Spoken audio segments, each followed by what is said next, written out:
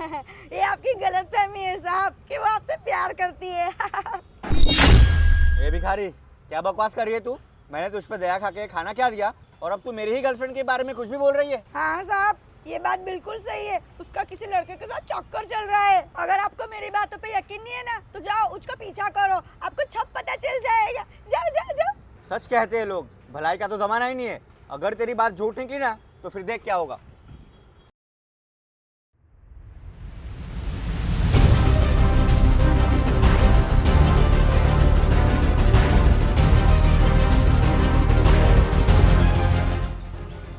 सृष्टि सुनो ना।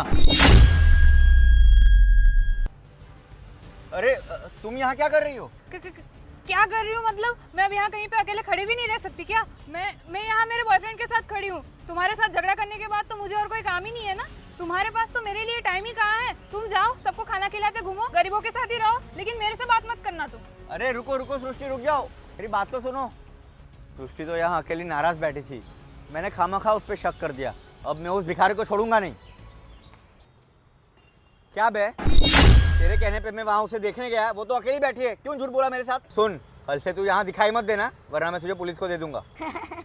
साहब, आप लोगों की यही तो परेशानी है कि आप बिना सबूत मानते ही नहीं हो कोई भी बात। कभी कभी आंखों देखा भी सही नहीं होता है साहब। ज्यादा दिमाग खराब मत कर, साफ साफ बोल क्या कहना चाहती है तू? अगर आपकी गर्लफ्रेंड नाराज थी साहब, तो उसके चेहरे पर डर किस बात का था साहब?